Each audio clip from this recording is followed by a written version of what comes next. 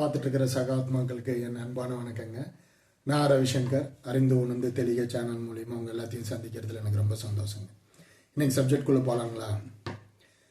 இப்போ 2 வாரமாக ஆறாவை பற்றி பார்த்துட்ருக்கோங்க.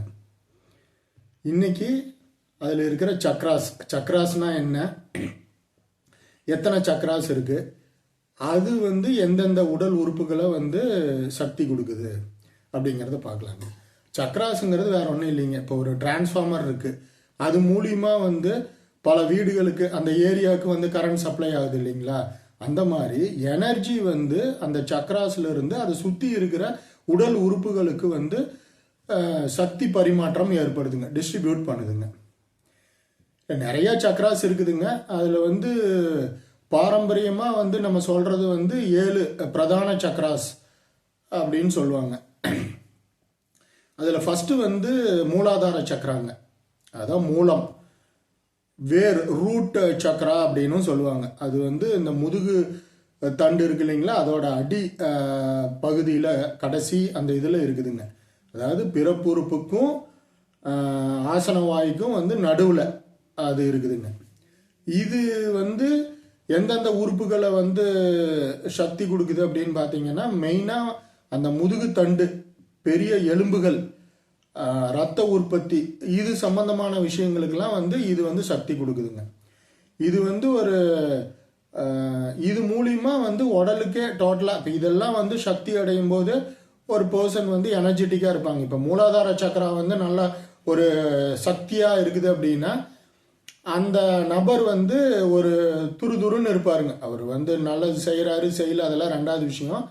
ஆனால் ஒரு ஆக்டிவ் பர்சனாக இருப்பாருங்க. இப்போ அதே இது மூலாதார சக்கரா கொஞ்சம் வீக்காக இருக்குது அப்படின்னா அவங்க ஒரு சோம்பலா, எதையும் செய்யறதுக்கு ஒரு தயங்கி, கொஞ்சம் எனர்ஜி கம்மியாக இருக்கிறவங்க, சோம்பேறித்தனமாக இருக்கிற மாதிரி இருக்குங்க.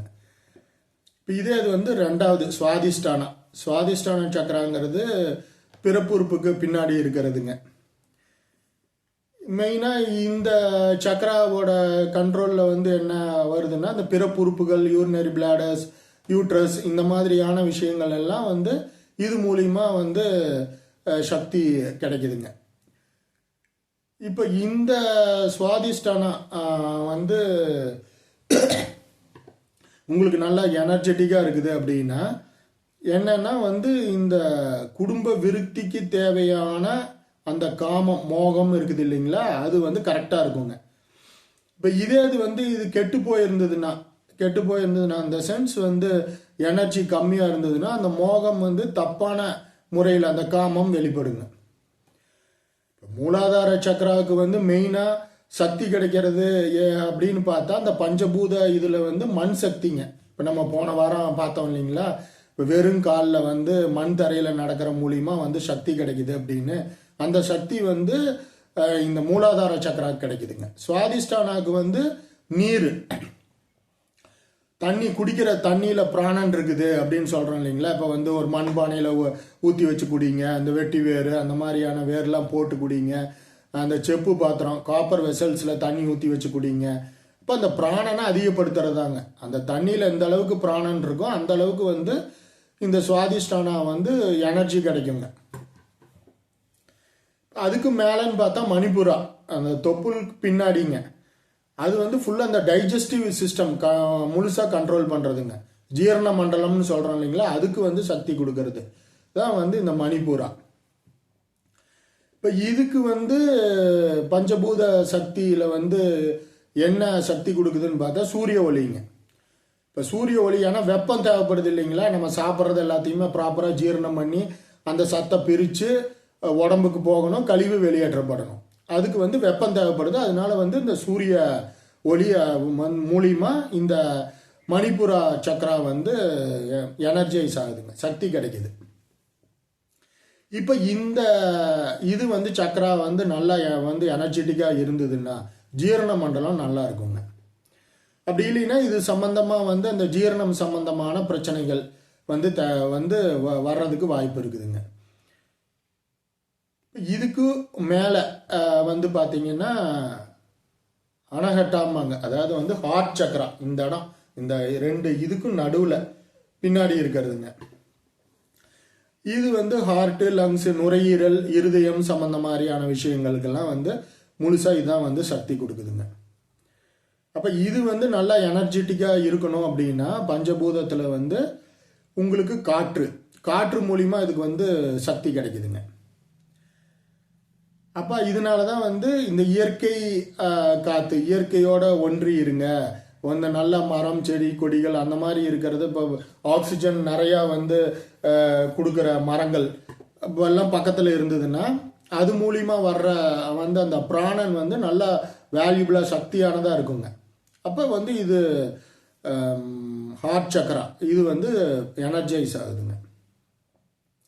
இப்போ அதுக்கும் மேலே வந்து பார்த்தீங்கன்னா த்ரோட் சக்கரா, விசுத்திமாங்க இங்கே இந்த இதுக்கு பின்னாடி இருக்கிறது.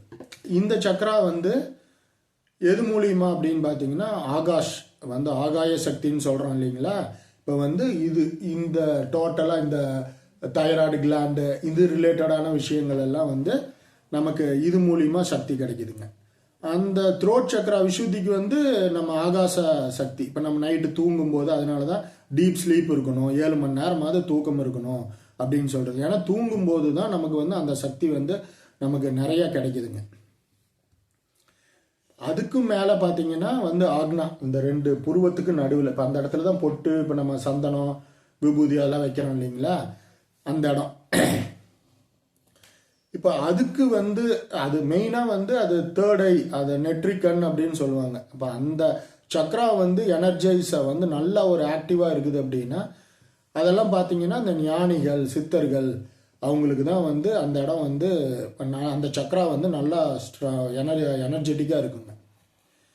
இப்போ ஜென்ரலாக ஆன்மீகனாலே வந்து இருட்டிலிருந்து வெளிச்சத்துக்கு வர்றது அப்படின்னு சொல்லுவாங்க. அந்த இருட்டுனா என்ன, அறியாமை, தெரியாமல் இருக்குது.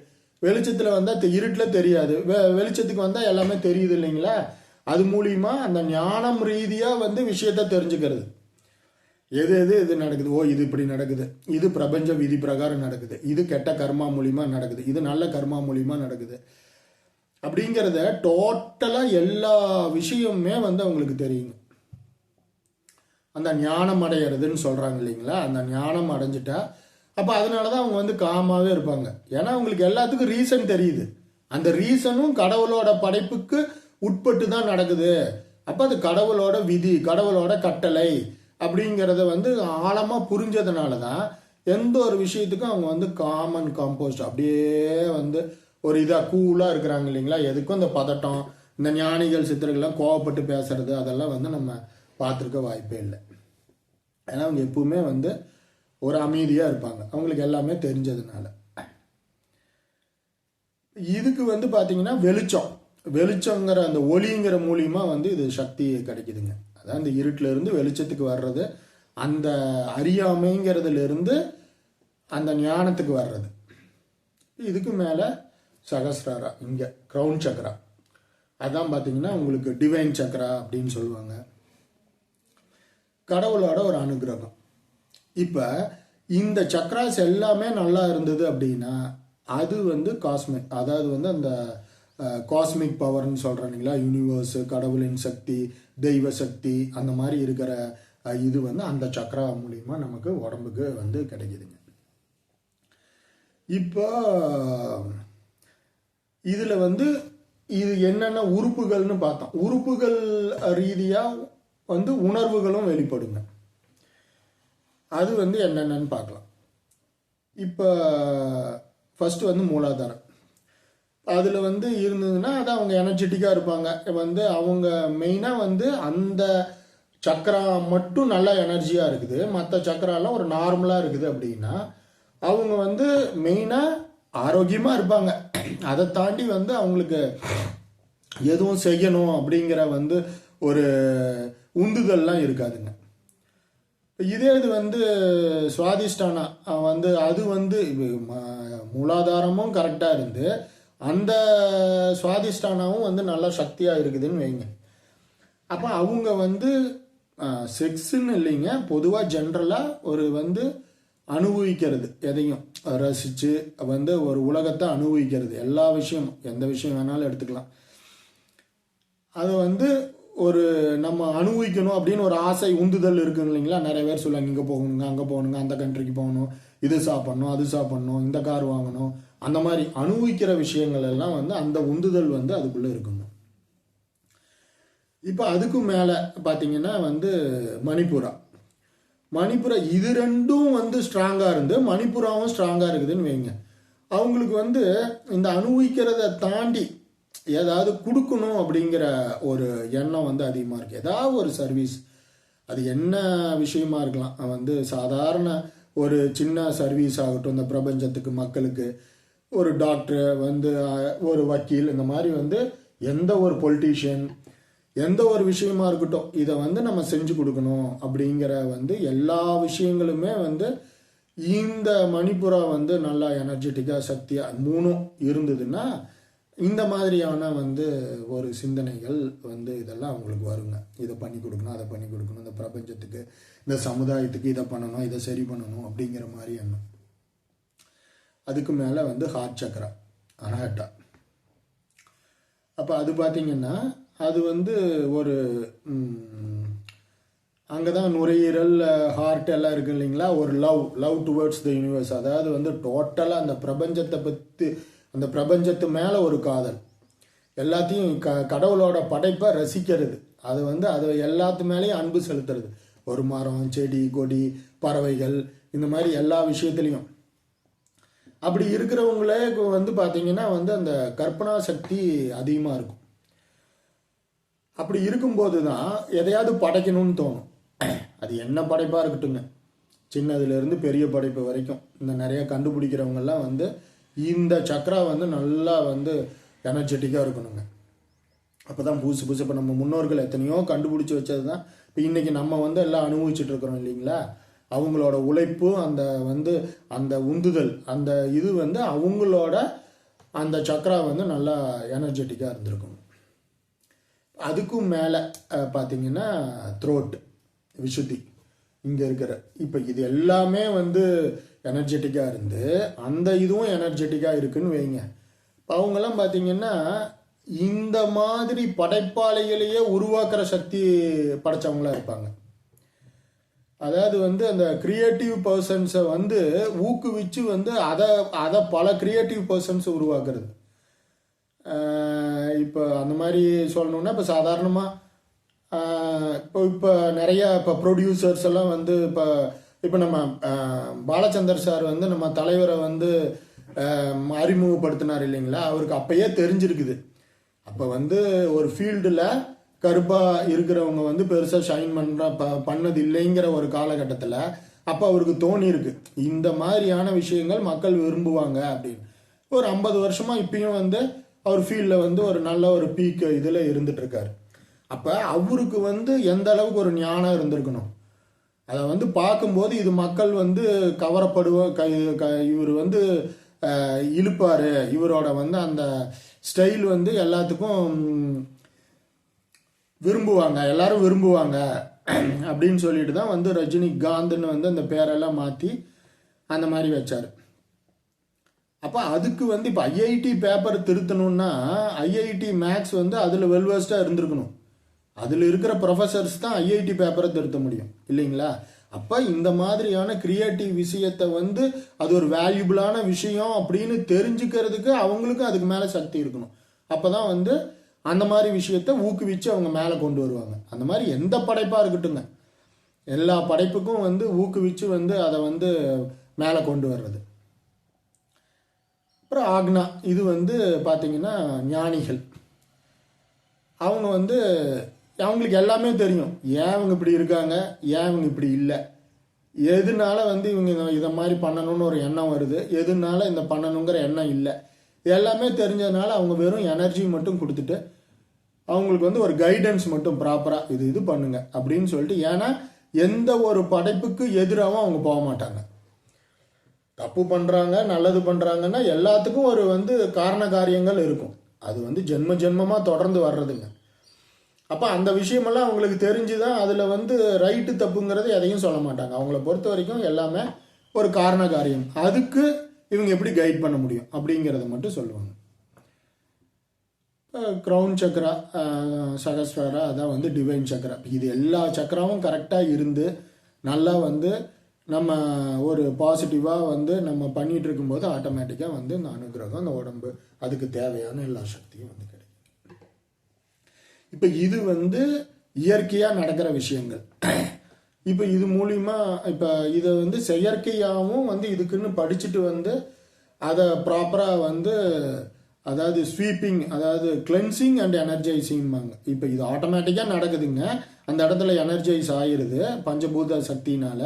இது வந்து படிச்சுட்டு வந்து அந்த இடத்த மட்டும் க்ளீன் பண்ணி சால்ட் வாட்டரில் போட்டுட்டு அதுக்கப்புறம் அந்த பர்டிகுலர் இடத்த வந்து எப்படி வந்து எனர்ஜைஸ் பண்ணுறது, பிரபஞ்ச சக்திகிட்டிருந்து வந்து இந்த கையில் வந்து எனர்ஜி வாங்கி இந்த கையில் வந்து அது எப்படி வந்து அந்த பர்டிகுலர் ஆர்கன்ஸ் அந்த சக்கராவுக்கு வந்து கொடுக்கறது அப்படிங்கிறதெல்லாம் வந்து இப்போ அதுக்குன்னு உண்டான சென்டர்ஸ் எல்லாம் இருக்குதுங்க. ஏன்னா அது வந்து நம்ம இதில் சொல்லி கரெக்டாக அண்டர்ஸ்டாண்ட் ஆகாதுங்க. ஏன்னா இதெல்லாம் வந்து மைன்யூட்டான விஷயங்கள்.